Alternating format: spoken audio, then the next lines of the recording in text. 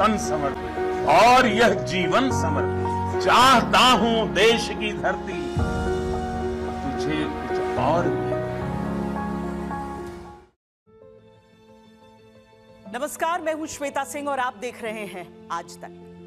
एक वक्त था जब दुनिया भारत को गिनती में तो रखती थी, लेकिन ताकत में नहीं, सोच में नहीं, फैसलों में नहीं। लेकिन अब पूरी दुनिया हिंदुस्तान के दम को पहचानती है, भारत की अहमियत को मानती है। इसके पीछे एक पूरे देश की ताकत है, देशवासियों की सफलता है और देश के प्रधानमंत्री का परिश्रम।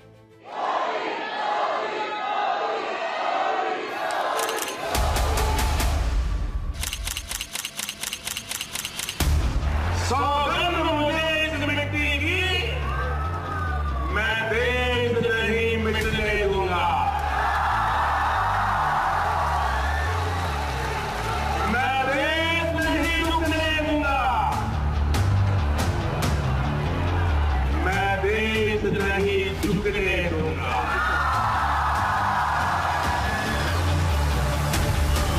सौगंध मुझे है मिट्टी की, मैं देश नहीं मिटने दूंगा। मैं देश नहीं रुकने दूंगा। मैं देश नहीं रुकने दूंगा। भारत माता की जय! भारत माता की जय! भारत माता की जय!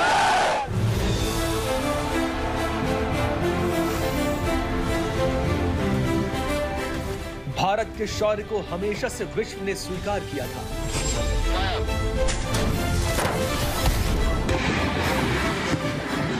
आज आत्मनिर्भर भारत के रुतबे को भी दुनिया सलाम करती है।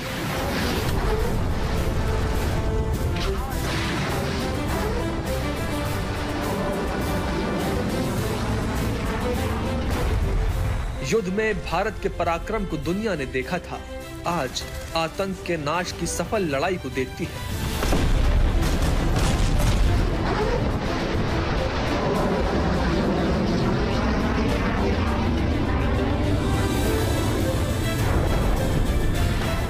पिछले 11 सालों में भारत की तस्वीर बदली है, तकदीर बदली है और सोच बदली है।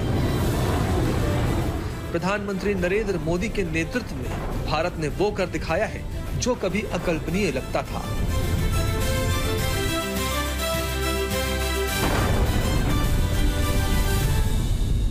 आत्मनिर्भर होना बहुत अनिवार्य है।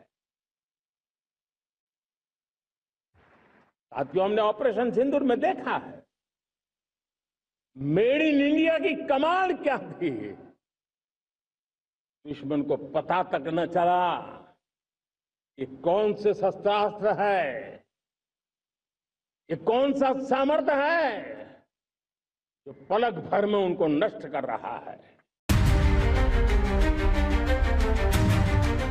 पीएम मोदी के नेतृत्व में भारत ने बता दिया है कि ये नया भारत है जो झुकता नहीं है, रुकता नहीं है और इस बदलाव के पीछे है एक सोच, नेतृत्व और संकल्प जिसका मूल मंत्र एक ही है। मेरा वचन है भारत मां को, तेरा शीश झुकने नहीं दूंगा।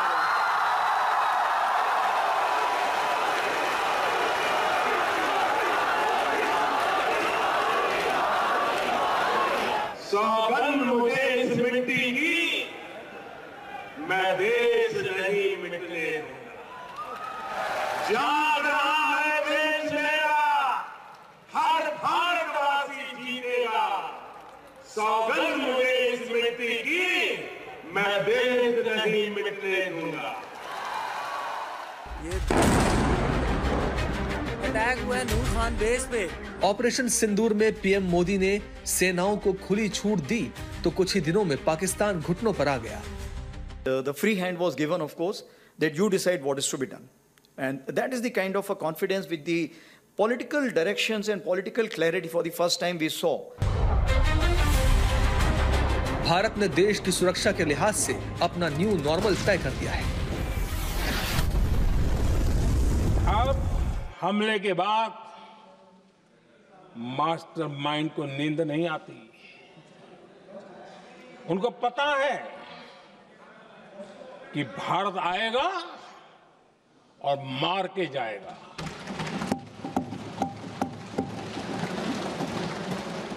ये न्यू नॉर्मल भारत ने सेट कर दिया है। विदेश नीति केवल बैलेंस बनाने का नहीं, पलड़ा अपने पक्ष में करने का भी नाम है। यह बदलाव भारत ने अब स्थापित कर दिया है। ट्रंप हो, टैरिफ हो या टेरर, पीएम मोदी की डिप्लोमेसी ने बता दिया है कि नया भारत अपनी शर्तों पर चलता है।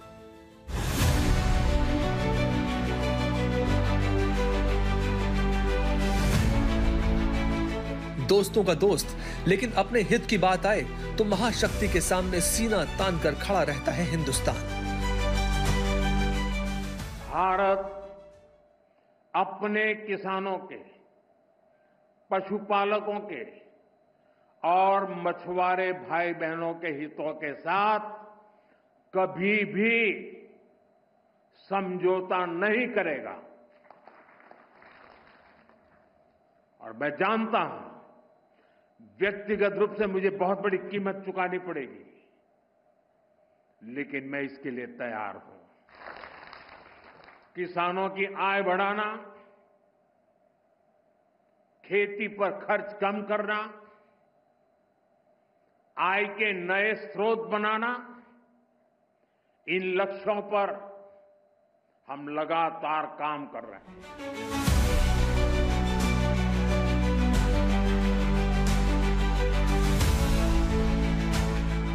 2014 से 2025 तक भारत की ग्लोबल फुटप्रिंट ऐसी बनी कि दुनिया अब हिंदुस्तान की लीडरशिप पर भरोसा करने लगी है।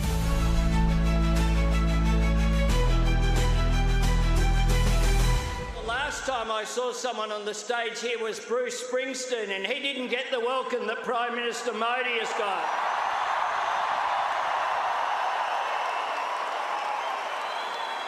Prime Minister Modi is the boss. The Prime Minister Modi has reached, I think, is the most loved one of all around the world. But I mean, this has really proven that he has been a major leader, and congratulations for that, Prime Minister. माननीय प्रधानमंत्री जी, у нас такие отношения, что я считал, что вы и так все понимаете. हमारे इतने रिश्ते हैं कि मुझे ऐसा लगा कि आपको कोई अनुवाद नहीं चाहिए।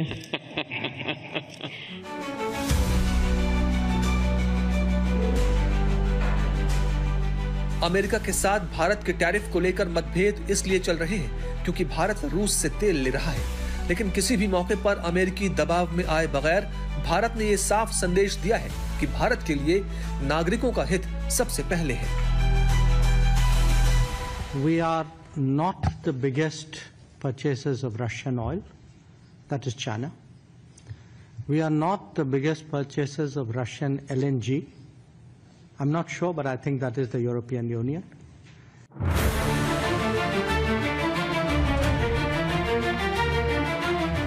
इससे पहले कोविड के दौरान भी पीएम मोदी ने अपने मैजिक और भारत के रुतबे का उपयोग करके दोस्तों के लिए वैक्सीन मैत्री का हाथ बढ़ाया, तो दुनिया के किसी भी हिस्से में फंसे हुए लोगों को बचाने के मामले में भी भारत ने दुनिया को लीड किया।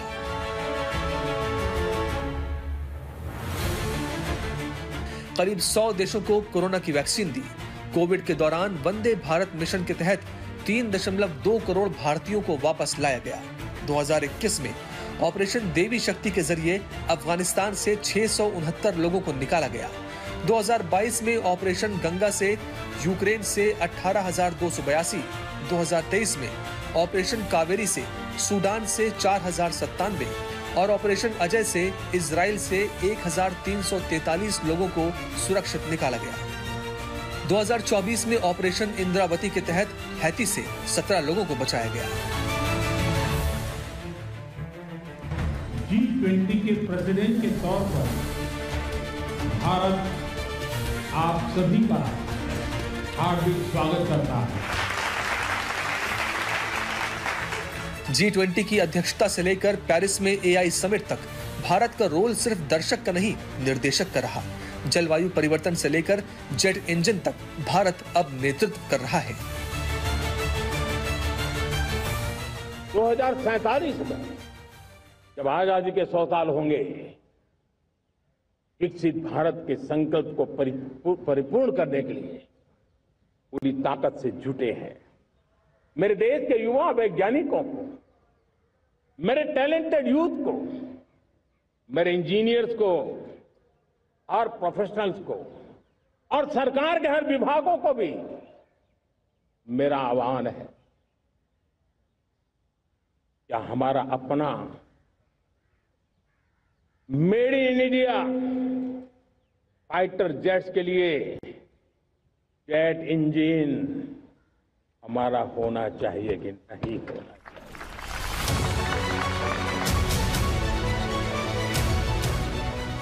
प्रधानमंत्री के नेतृत्व में भारत की कूटनीति संकीर्ण नहीं है। अमेरिका आज टैरिफ की रट लगा रहा है, लेकिन जब भारत से दोस्ती की कस्में खा रहा था तब भी हमने अपनी रक्षा प्रणाली को रूस के S-400 से मजबूत किया। फ्रांस से राफेल लेना हो या इजराइल से ड्रोन और मिसाइल डिफेंस सिस्टम, हर कदम पर भारत प्रथम। भारत माता की, भारत माता की, वंदे वंदे वंदे। भारत की कुछ रेड लाइंस हैं और आप उन रेड लाइंस को पार नहीं कर सकते। हमारे लिए सबसे बड़ी रेड लाइन है हमारी खेती, हमारे लघु उद्योग, जहाँ पर बहुत बड़ी तादाद में हमारे लोग काम करते हैं।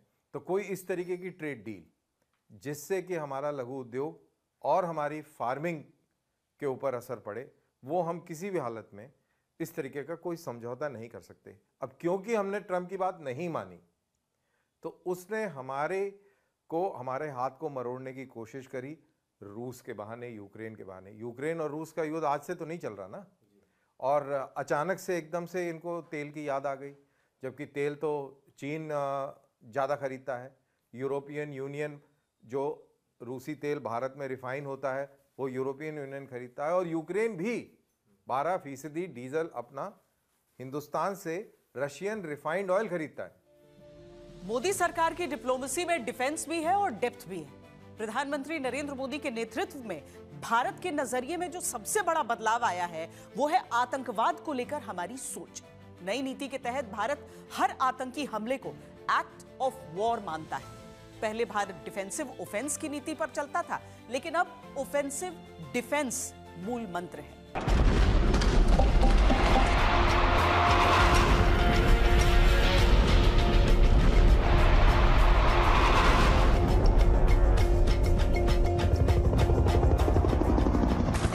2016 की सर्जिकल स्ट्राइक हो या 2019 की बालाकोट एयर स्ट्राइक या फिर 2025 का ऑपरेशन सिंदूर, भारत ने दुनिया को अपनी इच्छा शक्ति का दम दिखा दिया है। भारत ने तय कर लिया है कि न्यूक्लियर की धमकियों को अब हम सहने वाले नहीं हैं। न्यूक्लियर ब्लैकमेल लंबे अरसे से चलाया, अब वो ब्लैकमेल नहीं सहा जाएगा।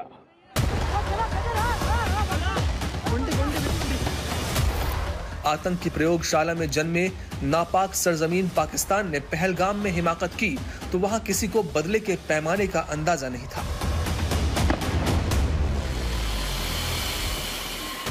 मैं बहुत स्पष्ट शब्दों में कहना चाहता हूं,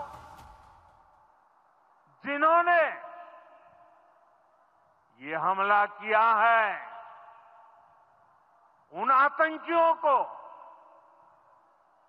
और इस हमले की साजिश रचने वालों को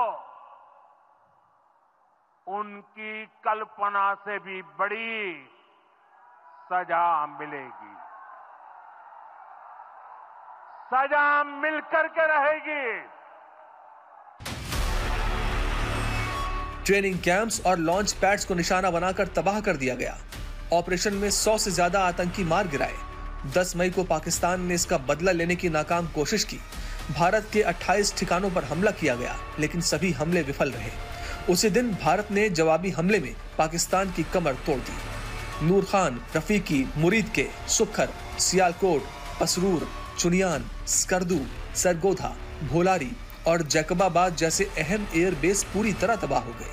इन जवाबी हमलों में पाकिस्तान के 150 से ज्यादा सैनिक मारे गए। 14 अगस्त को पाकिस्तान ने इन मारे गए सैनिकों को शहीद मानकर उन्हें श्रद्धांजलि दी। आतंकवादी और उनके आकाओं को हम छोड़ते नहीं। चाहे वो कहीं भी छुपे हो। दुनिया ने देखा है कि पहलगाम का बदला भारत ने कैसे लिया।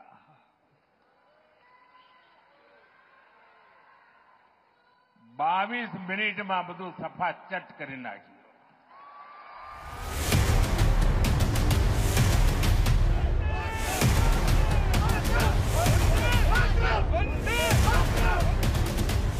– 2018 में जहां जम्मू कश्मीर में 228 आतंकी घटनाएं हुई थी, वहीं 2024 में ये घटकर सिर्फ 28 रह गई।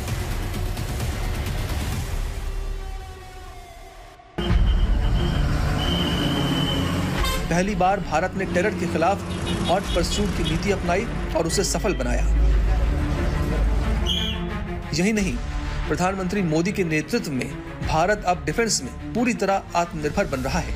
2014 से प्रोडक्शन 174% बढ़कर 1.27 लाख करोड़ रुपए पहुंच गया है और एक्सपोर्ट 23,622 करोड़ रुपए तक बढ़ा है।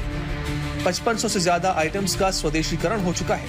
डिफेंस इंडस्ट्रियल कॉरिडोर एक्टिव है और 193 कॉन्ट्रैक्ट्स हुए हैं। आईडेक्स ने 619 स्टार्टअप्स को सपोर्ट किया है।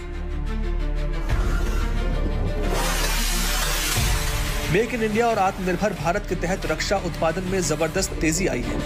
अब भारत सिर्फ आयातक नहीं बल्कि 100 से ज्यादा देशों को हथियार बेचने वाला बड़ा निर्यातक बन चुका है। तेजस, प्रलय, ब्रह्मोस, अग्नि और एमका जैसे स्वदेशी हथियारों ने भारत की ताकत को नई ऊंचाइयों तक पहुंचाया है।